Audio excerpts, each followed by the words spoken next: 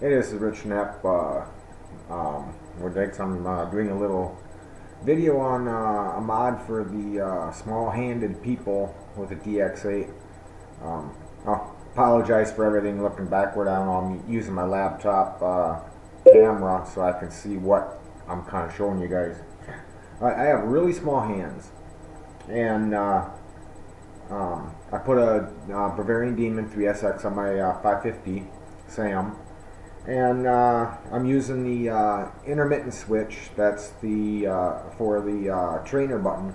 I'm using that for my bailout, but I got really small hands, so it was up here.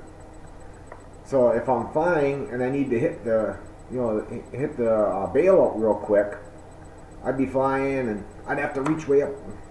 On here it's a flip switch now, but I'd have to reach way up here to try to hit it. Alright, now I'm flying along. If I need to bail out, boom, it's right there. Boom, right there.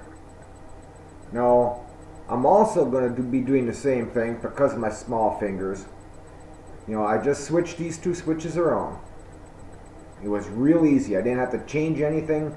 Just, take your grips off the back, separate the case, take these little collars off for each of them, take the little collars off, and just flip-flop them. That's it. There's nothing to it. Now I'm going to be using the auxiliary or governor switch here for my stability mode switch, and because I don't know, maybe you can, but I haven't figured out if we're setting up to use the tail dual rate for that. I'm sure if I did a mix and everything else I could do it, but I don't want to do mixes and everything else. But I'll be opening it up and I'll be doing the same thing. I'll be switching this one over here and this one back up here, so that if I want to switch in between my stability modes, I can just go ahead and flip it up like that. And with my small fingers, I won't have to take my thumbs off the sticks at all. I can just use my index finger and flip it up. But that's my little tip.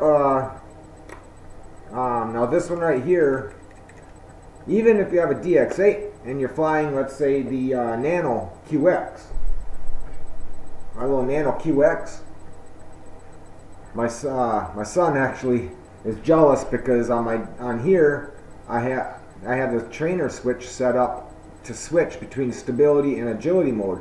So I can actually use the trainer switch as a type of a bailout for my Nano QX. So it works pretty good. But that's my little tip. Just take off your back grips, take off your sides, take out the Phillips screws, and just physically move the switches. You don't have to change wires. The wires are long enough. You don't have to change anything. I didn't even change my labels because I know what they are. If somebody else grabs my transmitter and wants to fly, well, they don't use my transmitter. And so if they crash theirs, they crash theirs. But anyways, okay. But yeah, that's my little tech tip on changing out your switches on your DX8 for if you got really small fingers like I do. Very short. Thank you much. Happy flying.